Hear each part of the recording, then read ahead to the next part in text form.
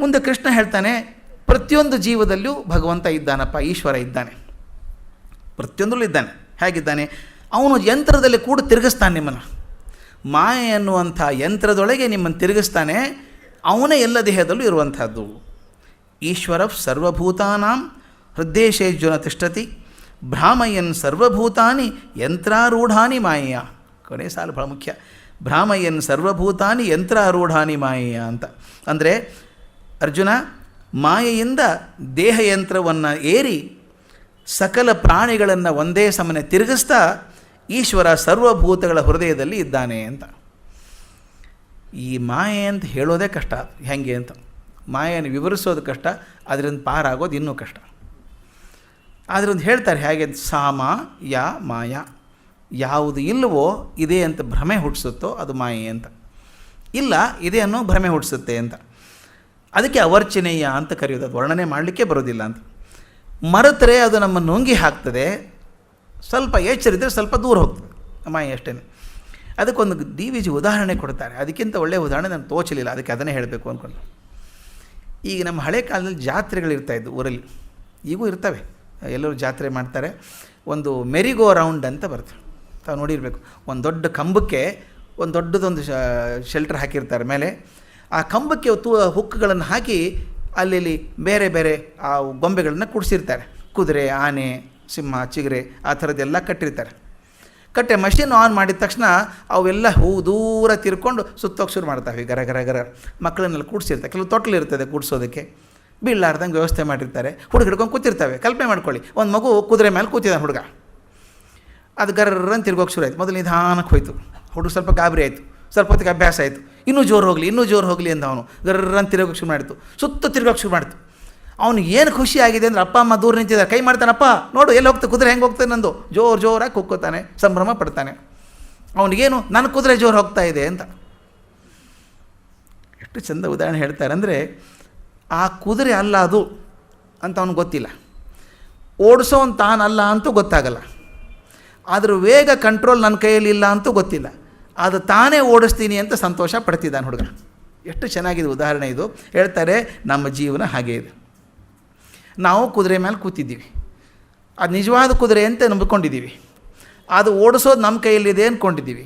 ಅದರ ವೇಗ ನಿಗ್ರಹ ಕೂಡ ನಮ್ಮಲ್ಲಿದೆ ಅಂತ ಅಂದ್ಕೊಂಡಿದ್ದೀವಿ. ಆದರೆ ಅದು ನಿಂತ ತಕ್ಷಣ ಹುಡುಗರು ಏನು ಮಾಡ್ತಾರೆ, ಇನ್ನೊಂದು ರೌಂಡಪ್ಪ ಅಂತಾರೆ, ಇನ್ನೊಂದು ರೌಂಡ್ ಹೋಗಬೇಕು, ಇನ್ನೊಂದು ರೌಂಡ್ ಹೋಗಬೇಕು ಅಂತ. ನಾವು ಹಾಗೆ ಅಲ್ವಾ, ಇನ್ನೊಂದು ರೌಂಡ್ ಹೋಗಬೇಕು ಅಂತ ಎಷ್ಟು ಚೆಂದ ಮಾಡ್ತಾರೆ ಅಂದರೆ, ಆ ಯಂತ್ರ ಇದೆಯಲ್ಲ, ತಿರುಗಿಸೋ ಅಂಥ ಯಂತ್ರ ಎಷ್ಟು ಚೆಂದ ಅಲಂಕಾರ ಮಾಡಿರ್ತಾರೆ ಗೊತ್ತಾ, ಅಷ್ಟು ಬಣ್ಣ ಬಣ್ಣ ಬಣ್ಣ ಅಲಂಕಾರ ಮಾಡಿರ್ತಾರೆ. ಅದು ಯಂತ್ರ ಹೇಗೆ ಅಲಂಕಾರದಿಂದ ಆಕರ್ಷಕವಾಗಿದೆಯೋ, ನಮ್ಮ ಪ್ರಪಂಚ ಕೂಡ ಹಾಗೆ ಆಕರ್ಷಕವಾಗಿದೆ. ಮೊದಲನೇದು. ಎರಡನೇದು, ಯಂತ್ರದ ಕುದುರೆ ಮೇಲೆ ಕೂತಂಥ ಹುಡುಗ ನಿಜವಾದ ಕುದುರೆ ಅಂತ ಹೇಗೆ ನಂಬ್ಕೋತಾನೋ ಹಾಗೆ ನಾವು ಈ ದೇಹವನ್ನೇ ಶಾಶ್ವತವಾದದ್ದು ಅಂತ ನಾವು ನಂಬ್ಕೊಂಡಿದ್ದೀವಿ. ಮೂರನೇದು, ಆ ಮಕ್ಕಳೇ ಕುದುರೆ ಓಡಿಸಿ ನಾನೇ ಓಡಿಸ್ತೀನಿ ಅಂತ ಹೇಗೆ ಭ್ರಮೆ ಪಟ್ಟಿದ್ದಾನೋ ಹಾಗೆ ನಮ್ಮ ಜೀವನಕ್ಕೆ ನಾವೇ ಅಧಿಕಾರಿಗಳು ಅಂತ ತಿಳ್ಕೊಂಡಿದ್ದೇವೆ. ಇನ್ನೊಂದು, ಆಟದಲ್ಲಿ ತನ್ಮಯನಾದಂಥ ಹುಡುಗ ಆಟ ನಿಂತ ಮೇಲೆ ಇನ್ನಷ್ಟು ಬೇಕು ಅಂತನ್ನೋ ಹಾಗೆ ಈ ಜಗತ್ತಿನ ಭೋಗ, ಈ ಉದ್ರೇಕ ನಮ್ಮನ್ನು ಕೂಡ ಮೋಹವನ್ನು ತುಂಬಿಸ್ಕೊಂಡ್ಬಿಡ್ತದೆ. ಆ ಮೋಹ ನಮ್ಮನ್ನು ಭ್ರಮೆಗೀಡು ಮಾಡ್ತದೆ. ಈ ಥರ ಜಗತ್ತು ನಡೆದಿದೆ. ಪ್ರತಿಯೊಂದರಲ್ಲೂ ಅವನೇ ಇದ್ದಾನೆ. ಆ ತಿರುಗಿಸ್ಬೇಕಾದ್ರೆ ಮನುಷ್ಯ ಮೋಟ್ರ್ ಹಾಕಿ ಕೂತಿದ್ದಾನಲ್ಲ, ಅವನ ಕೈಯಲ್ಲಿ ವೇಗ ಇದೆ. ಹಾಗೆ ನಮ್ಮ ಪ್ರಪಂಚ ಆಗಿದೆ. ಅದಕ್ಕೆ DVG ಇನ್ನೊಂದು ಉದಾಹರಣೆ ಕೊಡ್ತೀವಿ, ಎಷ್ಟು ಚೆನ್ನಾಗಿದೆ ಗೊತ್ತಾ. ಅದು 143 ಈ ಶ್ಲೋಕಕ್ಕೆ ಸಂಬೋಧಿಯಾಗಿ ಕೊಡುವಂಥದ್ದು. ಧಾತ್ರಿಯನು ಮದುವೆ ಮಂಟಪದಲು ಸಿಂಗರಿಸಿ, ಕ್ಷಾತ್ರರಗ್ನಿಗಳ ನರಹೃದಯದೊಳಿರಿಸಿ, ಕೃತ್ರಿಮವನೆಡೆಬಿಡದೆ ನಡೆಸಿ ಸಾಗುವ ವಿಲಾಸಿ, ಚಿತ್ರಕಾರಿಯೋ ಮಾಯೆ ಮಂಕುತಿಮ್ಮ. ಆ ಮಾಯೆ ಹೇಗಿದ್ದಾಳೆ ಅಂತ. ಧಾತ್ರಿಯನು ಮದುವೆ ಮಂಟಪದಲು ಸಿಂಗರಿಸಿ, ಇಡೀ ಭೂಮಿಯನ್ನು ಮದುವೆ ಮಂಟಪ ಥರ ಅಲಂಕಾರ ಮಾಡಿಬಿಟ್ಟಿದೆ. ಅಷ್ಟು ಸಂಭ್ರಮ, ಏನು ಚೆನ್ನಾಗಿದೆ ನೋಡ್ರಿ ಅದು. ಅಲ್ಲಿ ಸಂಗೀತ ಬರುತ್ತೆ, ನೃತ್ಯ ಬರುತ್ತೆ, ಸಾಹಿತ್ಯ ಬರುತ್ತೆ, ಏನೇನೂ ಬರುತ್ತಲ್ಲ ಜಗತ್ತಲ್ಲಿ. ಹಾಗೆ ಧಾತ್ರಿಯನ್ನು ಮದುವೆ ಮಂಟಪದಲ್ಲೂ ಸಿಂಗರಿಸಿ, ಕ್ಷಾತ್ರರಗ್ನಿಗಳ ನರಹೃದಯದೊಳಗಿರಿಸಿ. ಬರೀ ಅಲಂಕಾರ ಅಷ್ಟೇ ಅಲ್ಲ, ಒಳಗೆ ನಿಮ್ಮಲ್ಲಿ ಶಕ್ತಿ ತುಂಬಿದ್ದಾನೆ, ಅಸಾಧ್ಯ ಶಕ್ತಿ ತುಂಬಿದ್ದಾನೆ, ಸಾಧನೆ ಮಾಡಬೇಕು ಅಂತ. ಕ್ಷಾತ್ರ ಅಗ್ನಿಗಳ ನರಹೃದಯದೊಳಿರಿಸಿ, ಕೃತ್ರಿಮವನ ಎಡೆಬಿಡದೆ ನಡೆಸಿ. ಸರಳ ಅಲ್ಲ, ಕೃತ್ರಿಮ ಅದು. ಭ್ರಮೆ ಹುಟ್ಟಿಸ್ಬಿಟ್ಟಿದೆ ನಿಮಗದು, ನೀವೇ ಮಾಡ್ತೀರಿ ಅಂತ. ಆ ಕೃತ್ರಿಮ ಇದೆಯಲ್ಲ, ಇರೋದೇ ಬೇರೆ, ಇದ್ದದ್ದೇ ಬೇರೆ.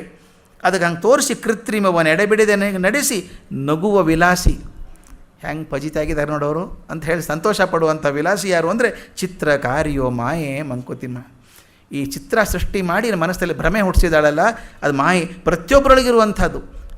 ಇನ್ನೊಂದು ಪದ್ಯ ಇದೆ, ಪದ್ಯ 84, ಎಲ್ಲದರೊಳಗೂ ಇರುವಂಥದ್ದು. ಆ ಶ್ಲೋಕಕ್ಕೆ ಪರ್ಯಾಯವಾಗಿ ಬರುವಂಥ ಪದ್ಯಗಳು ಎಷ್ಟು ಚೆನ್ನಾಗಿದೆ ನೋಡಿ. ಅಣು, ಭೂತ, ಭೂಗೋಳ, ತಾರಂಬರಾದಿಗಳ ಅಣಿಮಾಡಿ ಬಿಗಿದು ನಸು ಸಡಿಲುವನು ಇರಿಸಿ ಕುಣಿಸುತ್ತಿರುವನು ತನ್ನ ಕೃತಿ ಕಂತುಕವನು ಅದರೊಳಗಣಗಿದ್ದು ಪರಬೊಮ್ಮ ಮಂಕುತಿಮ್ಮ. ಅಣು, ಭೂತ, ಭೂಗೋಳ, ತಾರಂಬರಾದಿಗಳು, ತಾರೆ ಅಂಬರಗಳು ಎಲ್ಲಗಳಲ್ಲೂ ಪ್ರತಿಯೊಂದು ಅಣುವಿನಿಂದ ಹಿಡ್ಕೊಂಡು ಅಂಬರದವರೆಗೂ, ಅಣುವಿನಿಂದ ಪರಮಾಣು ಹಿಡ್ಕೊಂಡು ಆಕಾಶದವರೆಗೂ ಪ್ರತಿಯೊಂದನ್ನು ಅಣಿ ಮಾಡಿ ಬಿಗಿದು, ಅದು ಹೇಗೆ ಮಾಡಿದ್ದಾನೆ, ಅಲ್ಲಗಾಡೋಂಗಿಲ್ಲ, ನಟ್ಟೆಲ್ಲ ಕರೆಕ್ಟ್ ಮಾಡಿಬಿಟ್ಟಿದ್ದಾನೆ. ಅಣಿ ಮಾಡಿ ಬಿಗಿದು ಅಂದರೆ ಕೈಯಲ್ಲಿ ಪೂರ್ತಿ ಕಂಟ್ರೋಲ್ ಇದೆ, ಆದರೆ ಮುಂದೆ ಕನ್ಸೆಷನ್ನು ಕೊಟ್ಟಿದ್ದಾನೆ. ನುಸು ಸಡಿಲುವನ್ನು ಇರಿಸಿ, ಸ್ವಲ್ಪ ಸಡಿಲು ಇರಬೇಕದು. ಇದು ಹೇಗಿರಬೇಕು ಅಂತ ನಾನು ಹೇಳ್ತಿದ್ದೆ. ನಮ್ಮ ಹಳ್ಳಿ ಕಡೆ ಹಸು ಹೊಡ್ಕೊಂಡು ಹೋಗ್ತಾರೆ ಮೇಯಿಸೋದಕ್ಕೆ ಗುಡ್ಡಕ್ಕೆ. ಹೋದಾಗ ಆ ಹಸುವಿನ ಕೊರಳಿಗೊಂದು ಹಗ್ಗ ಕಟ್ಟಿ, ಉದ್ದ ಹಗ್ಗ ಕಟ್ಟಿ ನೆಲಕ್ಕೊಂದು ಗೂಟ ಹೊಡೆದು ಬಿಟ್ಬಿಡ್ತಾರೆ. ಹಸುವಿಗೆ ಸ್ವಾತಂತ್ರ್ಯ ಇದೆಯೋ ಇಲ್ವೋ? ಇದೆ. The freedom of the cow is defined by the length of the rope ಅಂತ ಅಷ್ಟೇ. ಬೇಕಾದಷ್ಟು ಅಡ್ಡಾಡಲಿ, ಆದರೆ ಹಗ್ಗದ ಉದ್ದ ದಾಟಿ ಹೋಗೋಕ್ಕೆ ಸಾಧ್ಯ ಇಲ್ಲ. ಹಗ್ಗದ ಮಿತಿಯೊಳಗೆ ಎಲ್ಲಾದರೂ ಓಡಾಡಲಿ. ಎಷ್ಟು ಚಂದ ನೋಡಿ ಅದು. ಅದಕ್ಕೆ ಹೇಳ್ತಾರೆ ಅಣಿ ಮಾಡಿ ಬಿಗಿದು ತುಸು ಸಡಿಲವನ್ನು ಇರಿಸಿ. ಸ್ವಲ್ಪ ಸಡಿಲು ಇಟ್ಟಿದ್ದಾನೆ, ಎಲ್ಲ ಹಿಂಗೆ ಬಿಟ್ಟರೆ ಕೆಲಸ ನನಗೇನಪ್ಪ ಅಲ್ಲ ಅವನೇ ಮಾಡ್ಕೊಳ್ಳಿ ಅಂತೀವಿ ನಾವು. ಅದು ಹಾಗಲ್ಲ, ನೀವು ಕೆಲಸ ಮಾಡೋಕ್ಕೂ ಫ್ರೀಡಮ್ ಕೊಟ್ಟಿದ್ದಾನೆ, ಆದರೆ ಫ್ರೀಡಮ್ ಈಸ್ ಲಿಮಿಟೆಡ್, ಅಷ್ಟೇ ಇರಬೇಕದು. ಕುಣಿಸುತ್ತಿರುವನು ತನ್ನ ಕೃತಿ ಕಂತುಕುವನು, ತಾನೇ ಮಾಡಿದಂಥ ಕಂತುಕ ಅದು. ಪ್ರಪಂಚ ಸೃಷ್ಟಿ ಮಾಡಿದ್ದು ತಾನೇ ಮಾಡಿದಂಥದ್ದು. ಕುಣಿಸುತ್ತಿರುವನು ತನ್ನ ಕೃತಿ ಕಂತುಕು, ತಾನು ಮಾಡಿದಂಥ ಸೃಷ್ಟಿಯನ್ನು ತಾನೇ ಕುಣಿಸ್ತಾನೆ. ಅದರೊಳಗಣಗಿದ್ದು ಪರಬೊಮ್ಮ ಮಂಕುತಿಮ್ಮ. ಪ್ರತಿಯೊಂದರೊಳಗೂ ಬೊಮ್ಮ ಸೇರ್ಕೊಂಡ್ಬಿಟ್ಟಿದ್ದಾನೆ, ಅಡ್ಕೊಂಡಿದ್ದಾನೆ, ಅದರೊಳಗಿದ್ದಾನೆ ಅಂತ. ಹಾಗಾದರೆ ಈ ಮಾಯೆಯ ಸೆಳೆತದಿಂದ ಪಾರಾಗಬೇಕಾದ್ರೆ ಏನು ಮಾಡಬೇಕು ನಾವು? ಅದಕ್ಕೊಂದು ಸುಧಾರಣೆ ಕೃಷ್ಣ ಹೇಳಿಬಿಡ್ತಾನೆ. ಒಂದು ಕೊನೆ ಮಾತು ಹೇಳ್ತಾನೆ, ಸರ್ವಧರ್ಮಾನ್ ಪರಿತ್ಯಜ್ಯ ಮಾಮೇಕಂ ಶರಣಂ ವೃಜ ಅಹಂ ತ್ವಾ ಸರ್ವ ಪಾಪೇಭ್ಯೋ ಮೋಕ್ಷಯಿಷ್ಯಾಮಿ ಮಾ ಶುಚಃ. ಹೇಳೇ ಬಿಟ್ಟ ಕೃಷ್ಣನಿಗೆ, ಅಳಬೇಡಪ್ಪ ಸಾಕು, ಎಷ್ಟು ಅಳ್ತೀಯೋ ನೀನು, ಮಾ ಶುಚಃ, ಅಳಬೇಡ ಸಾಕು, ಶೋಚಿಸಬೇಡ. ಏನು ಮಾಡಬೇಕು? ಸರ್ವಧರ್ಮಾನ್ ಪರಿತ್ಯಜ್ಯ ಮಾಮೇಕಂ ಶರಣಂ ವೃಜ. ಎಲ್ಲ ಧರ್ಮಗಳನ್ನು ಪರಿತ್ಯಜಿಸಿ ನನ್ನೊಬ್ಬನನ್ನೇ ಶರಣು ಹೋಗು, ನಾನು ನಿನ್ನನ್ನು ಎಲ್ಲ ಪಾಪಗಳಿಂದ ಮುಕ್ತ ಮಾಡ್ತೇನೆ, ನೀನು ಅಳಬೇಡ, ಶೋಚಿಸಬೇಡ ಅಂತ. ಇದು ಅಶ್ಯೂರೆನ್ಸ್ ನಮಗೆ.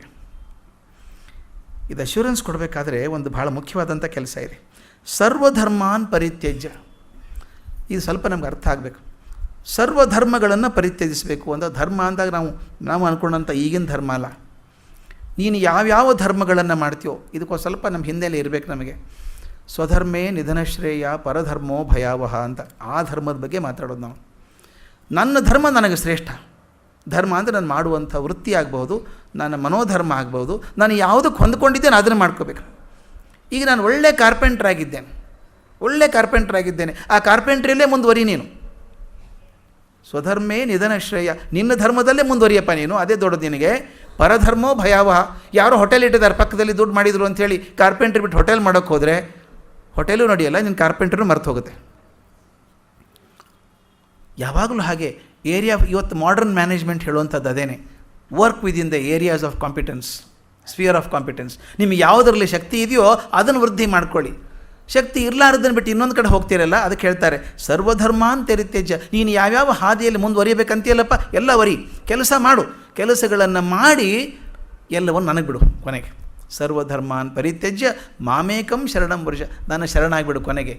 ಎಲ್ಲ ಧರ್ಮ ನೀ ಏನೇನು ಮನಸ್ಸು ಮಾಡ್ಕೋತೀಯಲ್ಲ, ಕೆಲಸ ಮಾಡು, ಕೆಲಸ ಮಾಡೋದು ಬಿಡಬೇಡ, ಕೆಲಸ ಮಾಡಿ ಕೊನೆಗೆ ನನಗೆ ಶರಣಾಗಿಬಿಡು. ನಾವು ಹಾಗೆ ತಾನೇ ಪೂಜೆ ಮಾಡಿದಾಗ ಆಗೋದು. ಪೂಜೆ ಮಾಡಿದಾಗ ಹೇಳ್ತೀವಿ ಮಂತ್ರಹೀನಂ ಕ್ರಿಯಾಹೀನಂ ಭಕ್ತಿಹೀನಂ ಜನಾರ್ದನ ಯತ್ಕೃತಂತು ಮಯಾದೇವ ಪರಿಪೂರ್ಣಂ ತದಸ್ತುಮೆ. ನಾನು ಪೂಜೆ ಮಾಡಿದ್ದೀನಿ ಮಾರಾಯ, ಪೂಜೆ ಮಾಡಿದ್ದೀನಿ, ನಾನು ತಿಳಿದು ಹಾಗೆ ಮಾಡಿದ್ದೇನೆ, ನನಗೆ ಬರೋ ಮಂತ್ರದ ಪ್ರಕಾರ, ನನಗೆ ಬರುವಂಥ ಆ ಕ್ರಿಯೆಗಳ ಪ್ರಕಾರ ಪೂಜೆ ಮಾಡಿದ್ದೀನಿ. ಸರಿಯಾಯಿತೋ ತಪ್ಪಾಯಿತೋ ಗೊತ್ತಿಲ್ಲ.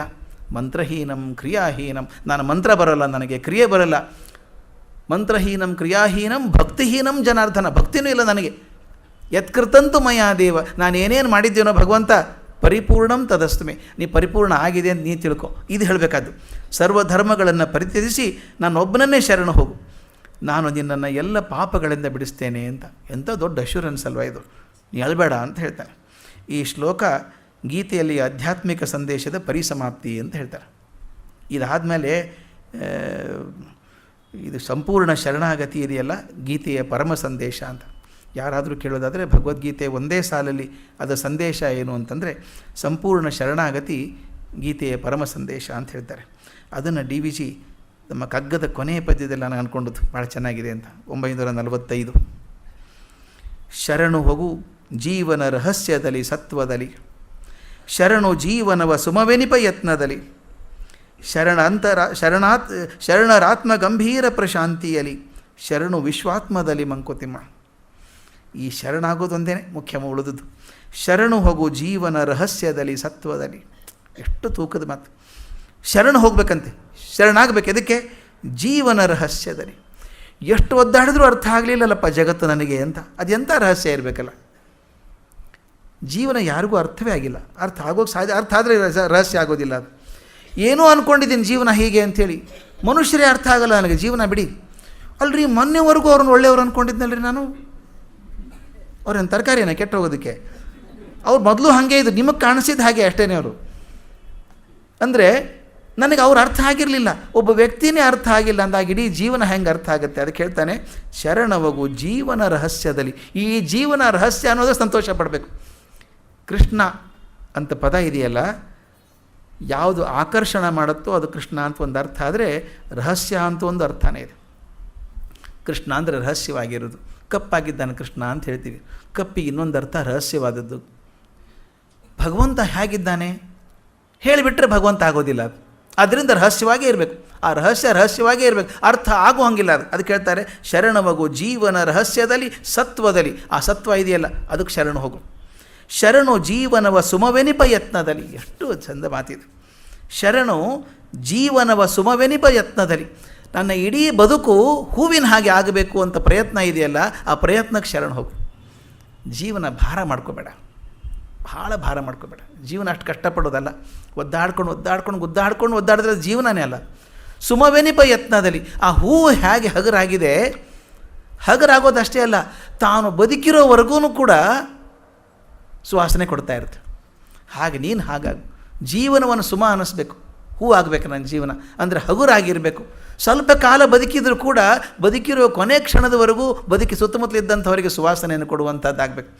ಶರಣು ಜೀವನವ ಸುಮವೆನಿಪ ಯತ್ನದಲ್ಲಿ, ಶರಣರ ಆತ್ಮ ಗಂಭೀರ ಪ್ರಶಾಂತಿಯಲ್ಲಿ. ಆತ್ಮ ಗಂಭೀರ ಪ್ರಶಾಂತಿಯಲ್ಲಿ. ಇಷ್ಟು ಅದ್ಭುತ ಮಾತದು. ಗಂಭೀರವಾದದ್ದು, ಪ್ರಶಾಂತವಾದದ್ದು. ನೋಡಿರಬೇಕು, ನದಿ ಹರಿತಾ ಇರಬೇಕಾದ್ರೆ ಆಳ ಕಮ್ಮಿ ಇದ್ದಲ್ಲಿ ಸದ್ದು ಜಾಸ್ತಿ ಇರುತ್ತೆ. ಬಡ ಬಡ ಬಡ ಬಡ ಹೋಗ್ತಾ ಇರುತ್ತೆ ನೀರು. ಆಳ ಜಾಸ್ತಿ ಇದ್ದಾಗ ಹರಿತದೋ ಇಲ್ಲೋ ಕೂಡ ಗೊತ್ತಾಗಲ್ಲ. ಕೆಲವು ಕಡೆ ಗಂಗೆ ನೋಡಬೇಕು ನೀವು, ಅದು ಪೂರ್ತಿ ಈ ಹೊತ್ತಿಗೆ ನದಿ ತುಂಬಿಕೊಂಡಿರುತ್ತಲ್ಲ, ನೀರು ನಿಂತು ಯಾವ ಕಡೆ ಹರಿತದೆ ಗೊತ್ತಾಗಲ್ಲ, ನಿಂತ್ಕೊಂಡಂಗೆ ಅನಿಸುತ್ತೆ. ಆದರೆ ಕಾಲಿಟ್ಟರೆ ಚಕ್ ಅಂತ ಎಳ್ಕೊಂಡು ಹೋಗ್ಬಿಡುತ್ತೆ. ಆ ಮೇಲೆ ನೋಡಿದ್ರೆ ಪ್ರಶಾಂತವಾಗಿದೆ, ಆದರೆ ಗಂಭೀರವಾಗಿದೆ. ಅದಕ್ಕೆ ಹೇಳ್ತಾರೆ ಶರಣರಾತ್ಮ ಗಂಭೀರ ಪ್ರಶಾಂತಿಯಲ್ಲಿ, ಶರಣು ವಿಶ್ವಾತ್ಮದಲ್ಲಿ ಮಂಕುತಿಮ್ಮ. ಈ ವಿಶ್ವದ ಆತ್ಮದಲ್ಲಿ ನಾನು ಶರಣಾಗಬೇಕು. ಡಿ ವಿ ಜಿ ಹೇಳ್ತಿರೋದು ಪದ್ಯ ಭಾಳ ಅದ್ಭುತವಾಗಿರೋದು, ನನಗೆ ಮುಟ್ಟೋದು ಮನಸ್ಸಿಗೆ ಅಂತಂದರೆ, ನಗು ಮನದಿ ಲೋಗರ ವಿಕಾರಗಳನ್ನು ನೋಡಿ, ಬಿಗಿ ತುಟಿಯ ದುಡಿವೊಂದು ನೋವ ಪಡುವೊಂದು, ಪಡು ವಿಶ್ವ ಜೀವನದ ಜೀವಾಂತರಂಗದಲ್ಲಿ ನಗುತ್ತ ಬಾಳ್ ತೆರಳು ಮಂಕುತಿಮ್ಮ. ಇದೆಷ್ಟು ಚಂದ. ವಿಶ್ವದ ಆತ್ಮದಲ್ಲಿ ಇದು ಎಲ್ಲಿಗೆ ಹೋಗಬೇಕು ಅಂದರೆ ಬರೀ ನನ್ನ ಮನೆ, ನನ್ನ ಹೆಂಡತಿ, ನನ್ನ ಮಕ್ಕಳು, ಇದು ಒಂದು ಮನೆ ಆಯಿತು. ಇಡೀ ಒಂದು ಪರಿವಾರ, ಒಂದು ಕುಟುಂಬ, ಒಂದು ಊರು, ಒಂದು ವ್ಯವಸ್ಥೆ, ಒಂದು ರಾಜ್ಯ, ಒಂದು ದೇಶ, ಒಂದು ಜಗತ್ತು. ಈ ವಿಶ್ವ ನಾನು ಹೋಗೋದಾದರೆ ಬರೀ ಇಲ್ಲಿ ಹೋಗೋದಲ್ಲ, ಇಡೀ ವಿಶ್ವದ ಆತ್ಮಕ್ಕೆ ಹೋಗಬೇಕು. ಶರಣು ವಿಶ್ವಾತ್ಮದಲ್ಲಿ ಮಂಕುತಿಮ್ಮ. ಹೀಗೆ ನನ್ನ ಮನಸ್ಸನ್ನು ವಿಸ್ತಾರ ಮಾಡ್ಕೊಂಡು ಹೋಗಬೇಕು ಅಂತ ಇಷ್ಟೆಲ್ಲ ಹೇಳಿಬಿಟ್ಟು ಕೊನೆಗೆ ಕೃಷ್ಣ ಅರ್ಜುನನ ಕೇಳ್ತಾರೆ, ಏನಪ್ಪ ನೀನು ಅಜ್ಞಾನ ಮೋಹ ಹೋಯ್ತಾ ಅಂತ ಕೇಳ್ತಾರೆ. ಆ ತಕ್ಷಣ ಅವನು ಹೇಳುವಂಥ ಪ್ರತಿಯಾದ ಅರ್ಜುನ ಮಾತಿದೆ ಭಾಳ ಚಂದ. ನಷ್ಟೋ ಮೋಹ ಸ್ಮೃತಿರ್ಲಬ್ಧ ತತ್ಪ್ರಸಾದಾತ್ಮಯಾರ್ಜುನ ಮಯಾಚ್ಯುತ ಸ್ಮಿತೋಸ್ಮಿ ಗತ ಸಂದೇಹ ಕರಿಷ್ಯೆ ವಚನಂ ತವ. ಈ ಕಡೆ ಮಾತು ಭಾಳ ಮುಖ್ಯ ಇದು. ನಷ್ಟೋ ಮೋಹ ಅಚ್ಯುತ, ನಿನ್ನ ಕೃಪೆಯಿಂದ ನನ್ನ ಮೋಹ ಎಲ್ಲ ಹೋಯ್ತಪ್ಪ. ಈಗ ಸ್ಮೃತಿರ್ಲಬ್ಧ, ನನಗೆ ಜ್ಞಾನೋದಯ ಆಗಿದೆ, ನನ್ನ ಸಂದೇಹ ಇಲ್ಲದವನಾಗಿದ್ದೇನೆ. ಈಗ ನಿನ್ನ ಆಜ್ಞೆಯನ್ನು ಪರಿಪಾಲಿಸ್ತೇನೆ ಅಂತ. ಅಲ್ಲಿಯವರು ಯುದ್ಧ ಬೇಡ ಬೇಡ ಬೇಡ ಅಂದವನು ತಸ್ಮಾತ್ ಯುದ್ಧಸ್ವ, ಯುದ್ಧ ಮಾಡು ಅಂತ ಹೇಳಿದ್ದ. ಈಗ ನಿನ್ನ ಆಜ್ಞೆಯನ್ನು ಪಾಲಿಸ್ತೀರಿ, ನನ್ನ ನಷ್ಟ ಮೋಹ ಹೋಯಿತು, ಸಂದೇಹ ಹೋಯಿತು, ನಂದೀಗ ಯುದ್ಧ ಮಾಡ್ತೇನೆ ಅಂತ ಹೇಳ್ತಾನೆ. ಈಗ ನಮಗೂ ಅದೇ ಕೆಲಸ. ನಮಗೆ ನಷ್ಟ ಮೋಹ ಹೋಗಬೇಕು, ಸಂದೇಹಗಳು ಹೋಗಬೇಕು. ಅದರ ಜೊತೆಗೆ ಕೆಲಸ ಮಾಡೋದಕ್ಕೆ ಒಂದು ಉತ್ಸಾಹ ಬರಬೇಕು. ಆ ಉತ್ಸಾಹ ಬರೋದಕ್ಕೆ ಆ ಶಕ್ತಿ ದೊರಕುವಂಥದ್ದು ಭಗವದ್ಗೀತೆಯಲ್ಲಿ. ಆ ಭಗವದ್ಗೀತೆಯ ತಾತ್ಪರ್ಯವನ್ನೆಲ್ಲ ಮಂಕುತಿಮ್ಮನ ಕಗ್ಗದಲ್ಲಿ ಕಾಣಿಸ್ತದೆ. ಅದಕ್ಕೆ ಎಷ್ಟೋ ಸಲ ಜೀವನದಲ್ಲಿ ಯಾವತ್ತಾದರೂ ಒಂಚೂರು ಬೇಜಾರಾದರೆ, ನಿರಾಸೆ ಆದರೆ, ಒಂಚೂರು ದುಃಖ ಆದರೆ ಏನಿಲ್ಲ, ಮಂಕುತಿಮ್ಮನ ಕಗ್ಗ ಹಿಡ್ಕೋಬೇಕು. ಯಾವುದೇ ಪುಟ ತೆಗೀರಿ, ಈ ಕಡೆ 5 ಈ ಕಡೆ 4 ಪದ್ಯ ಸಿಗ್ತದೆ, ಓದಿ. ತಮಾಷೆ ಹೇಳ, ಈ ನಾಡಿ ಶಾಸ್ತ್ರ ಅಂತ ಕೆಲವರು ಹೇಳ್ತಾರೆ. ನಾನು ನೋಡಿಲ್ಲ, ಅದನ್ನು ಕೇಳಿದ್ದೀನಿ, ಅದ್ರ ಬಗ್ಗೆ ತುಂಬ ಕೇಳಿದ್ದೀನಿ. ಅವ್ರು ಇರ್ತಾರೆ, ಜ್ಯೋತಿಷ್ಗಳು ಇರ್ತಾರಂತೆ, ಪುಸ್ತಕ ಇಟ್ಟಿರ್ತಾರೆ, ಹಿಂಗೆ ಕಡ್ಡಿ ಸೇರಿಸ್ಬೇಕಂತೆ. ಕಡ್ಡಿ ಸೇರಿಸ್ಬಿಟ್ಟು ಹಿಂಗೆ ತೆಗೆದ್ರೆ ನಿಮ್ಮ ಮನಸ್ಸಲ್ಲಿ ಪ್ರಶ್ನೆ ಇತ್ತಲ್ಲ ಅದಕ್ಕೆ ಉತ್ತರ ಸಿಗುತ್ತೆ ಅಂತ ಹೇಳ್ತಾರೆ. ಬಹುಶಃ ನಿಮ್ಮ ಮನಸ್ಸಿಗೆ ಉತ್ತರ ಸಿಗುತ್ತೋ ಆ ಉತ್ತರದ ತರವಾಗಿ ನಿಮ್ಮ ಮನಸ್ಸು ಆಗುತ್ತೋ ಗೊತ್ತಿಲ್ಲ, ಆದರೆ ಅದು ಪದ್ಧತಿ ಇದೆ ಅಂತ ಹೇಳ್ತಾರೆ. ನನಗನ್ಸೋ ಮಟ್ಟಿಗೆ ಕಗ್ಗ ಆಗಿದೆ. ನಿಮ್ಮ ಮನಸ್ಸಿನ ಯಾವುದೋ ಒಂದು ಹಂತದಲ್ಲಿ ತುಂಬ ಸಂತೋಷ ಆದಾಗೋ, ದುಃಖ ಆದಾಗೋ, ನಿರಾಸೆ ಆದಾಗೋ, ಏನೂ ಆದಾಗ ಆ ತೆಗೀರಿ, ನಿಮ್ಮ ಮನಸ್ಸಿಗೆ ಒಂದು ಪದ್ಯ ಸಿಕ್ಕೇ ಸಿಗುತ್ತೆ, ಮಾರ್ಗದರ್ಶನ ತೋರಿಸುವಂತ ಸಿಗುತ್ತೆ. ನಾವು ಆವಾಗ ಪುಸ್ತಕ ಓದಿದಾಗ ನಷ್ಟೋ ಮೋಹ ಸ್ಮೃತಿರ್ಲಬ್ಧ ಅಂತ ಹೇಳ್ಬೋದು. ಹೀಗಾದಾಗ ಯುದ್ಧ ಪ್ರಾರಂಭ ಆಯಿತು. ಯುದ್ಧ ಪ್ರಾರಂಭ ಆದಮೇಲೆ ಯತ್ರ ಯೋಗೇಶ್ವರ ಕೃಷ್ಣೋ ತತ್ರ ಪಾರ್ಥೋ ಧನುರ್ಧರಃ ತತ್ತಶ್ರೀ ವಿಜಯೋ ಭೂತೋ ಧ್ರುವ ನೇತಿರ್ಮತಿರ್ಮಮ. ಮಾರ್ಗದರ್ಶನ ಮಾಡುವಂಥ ಯೋಗೇಶ್ವರನಾದ ಕೃಷ್ಣ, ಧೀಮಂತನಾದ ಶಕ್ತಿಶಾಲಿಯಾದಂಥ ಯೋಧ ಅರ್ಜುನ ಎಲ್ಲೆಲ್ಲಿದ್ದಾರೋ ಅಲ್ಲಿ ಯಶಸ್ಸು ಯಾವಾಗಲೂ ಖಂಡಿತವಾಗಿ ದೊರೀತದೆ ಅಂತನ್ನುವಂಥ ಮಾತಿನಲ್ಲಿ 18ನೇ ಅಧ್ಯಾಯ ಮುಕ್ತಾಯ ಆಗ್ತದೆ. ತಮ್ಮೆಲ್ಲರಿಗೂ ನಮಸ್ಕಾರ.